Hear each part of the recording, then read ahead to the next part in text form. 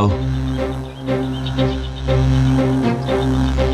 जानती हो विद्या, हमारी शादी को 2 ही हफ्ते हुए हैं, लेकिन ऐसा लग रहा है जैसे कि मानो कल की बात हो।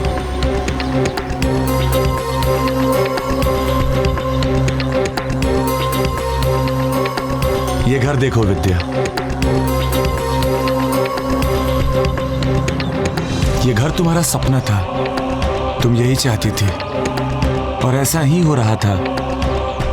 मैं तुम्हें लेकर यहीं पे आ रहा था कि रास्ते में हमारी कार का एक्सीडेंट हो गया और तुम अस्पताल में पहुंच गई।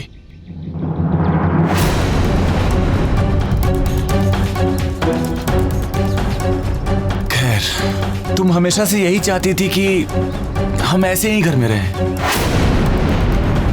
जहां पर दूर दूर तक किसी का भी कोई भी नामो निशान ना हो, कोई भी ना रहे, सिर्फ हम दोनों हो। घर चले अंदर।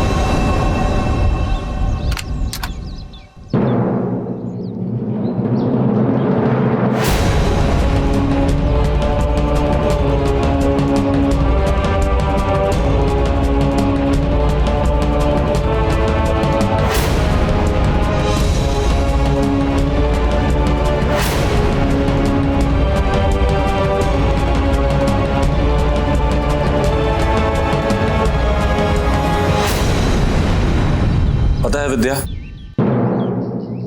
सबसे खास बात क्या है, इस घर को मैंने बिल्कुल वैसा ही सजाया है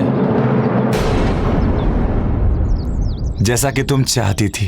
लेकिन मुझे कुछ याद क्यों नहीं है?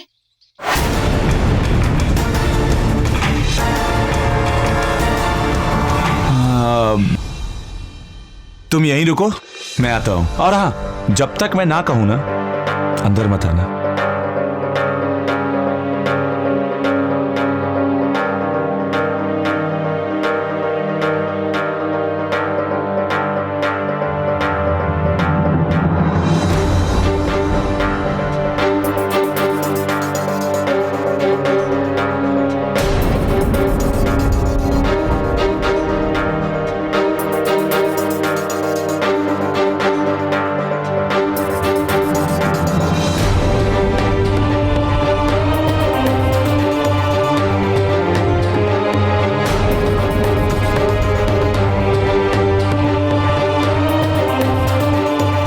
तुम पहली बार अपने इस घर में कदम रखने वाली हो।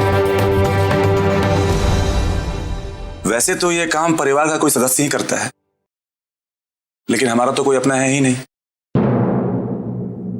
तो इसीलिए ये काम मैं कर देता हूं।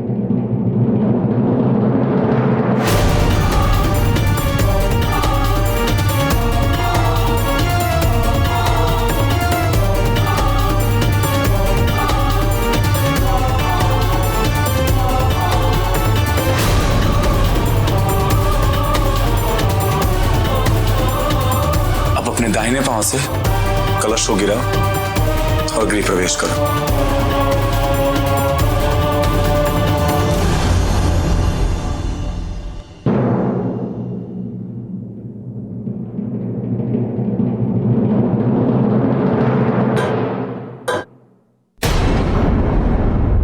गृह प्रवेश मुबारक हो रोली।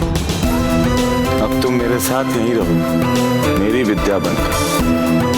और वैसे भी भारद्वाज परिवार और दिल्ली से मैं तुम्हें इतनी दूर लेके आया हूं कि तुम्हें कोई ढूंढ नहीं पाएगा और ना ही तुम्हारे सामने आएगा।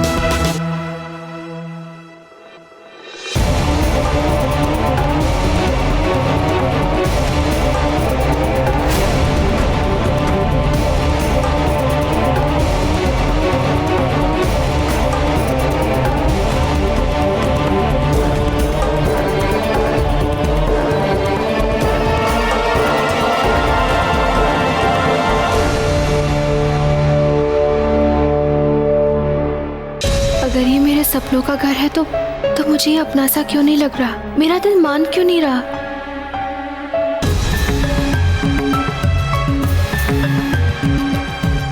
देखा, जैसा तुम चाहती थी बिल्कुल वैसा ही सजाया है। पसंद आया ना? लेकिन अगर ये हमारा घर है तो हमारे साथ की कोई निशानी क्यों नहीं दिख रही? जैसे हमारी फोटोग्राफ्स या ऐसा कुछ। एक भी फोटोग्राफ नहीं, क्यों?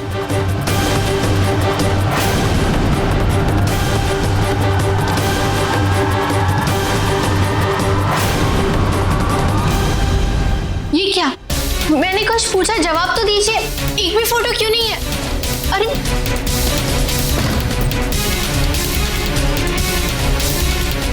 और ये रहा हमारा बेडरूम। अरे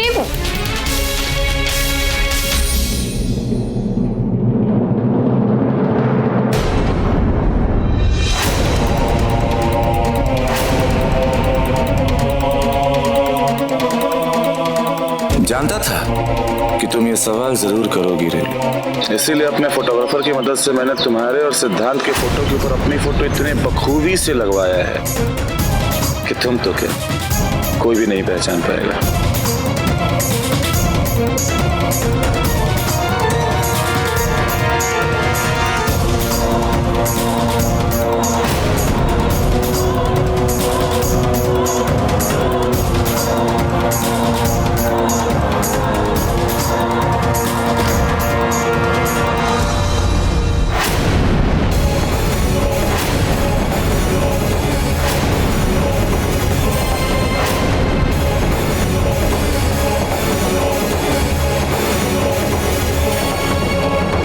कबर्ड खाली क्यों है?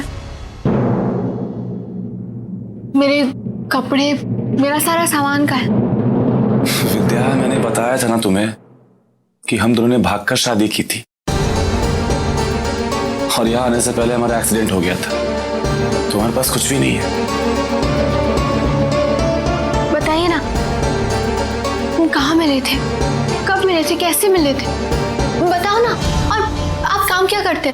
मेरा मतलब नौकरी। बाप रे, एक साथ इतने सारे सवाल। फिलहाल तो मेरे पास कोई नौकरी नहीं है, लेकिन तुम चिंता मत करो, जल्द मिल जाएगी। तुम जो मेरे साथ हो। उसके पहले हमें एक काम करना है, तुम्हारे लिए कुछ कपड़े खरीदने हैं। अब तुम आराम करो, डॉक्टर ने तुम्हें दिमाग पे ज्यादा जोर डालने से मना किया। नमस्ते मालकिन, मैं आपकी नई काम वाली। साहब बता रहे थे कि आपकी तबीयत ठीक नहीं रहती, इसलिए आपकी देखभाल के लिए मुझे काम पे रखा गया है। अब आपकी तबीयत कैसी है? मैं ठीक हूँ। अगर आपको किसी भी चीज की जरूरत हो तो आप मुझे बुला लीजिएगा। कामनी नाम है मेरा। जी, अभी कुछ नहीं चाहिए, थैंक यू। अब चलो तुम आराम करो, मैं आता हूँ।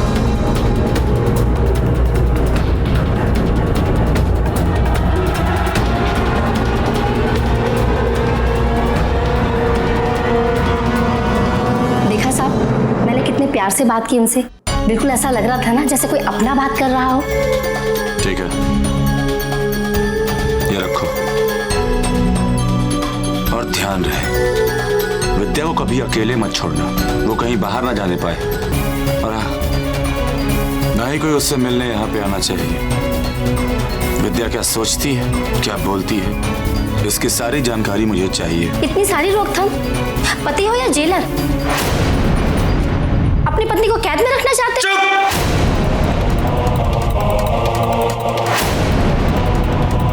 चुप। ज्यादा दिमाग चलाने की कोशिश मत करो, समझी ना? तुम्हारी औकात से ज्यादा पैसे दे रहा हूं मैं तुम्हें, इसलिए जो कहा जाए वही करो। आई बात समझ में? जी।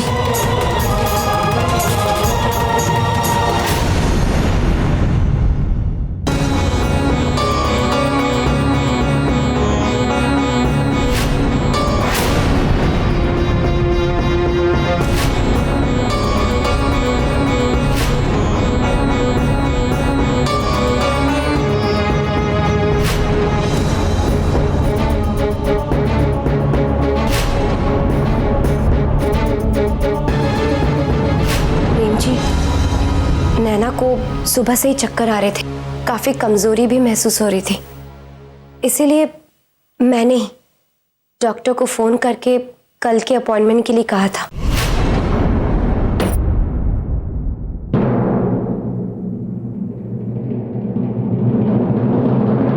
सिमर, मुझे आपको कुछ जरूरी बात बतानी है। हाँ प्रेम जी, कहिए ना। सिमर, मुझे पहले सिर्फ शक था कि कुछ गड़बड़ है, लेकिन आज नैना का बर्ताव देखकर मुझे यकीन हो गया कि सिमर, क्या ढूंढ रही हैं आप? प्रेम जी, एक विजिटिंग कार्ड। मेरी एक कॉलेज की फ्रेंड है, कुछ दिनों पहले मुझे मिली थी। वो एक अखबार में जर्नलिस्ट है और वो मुझे पेपर में ऐड देने में मदद करेगी। पेपर में ऐड? सिमर, आप मुझे पूरी बात बताएंगी? आपके दिमाग में चल क्या रहा है?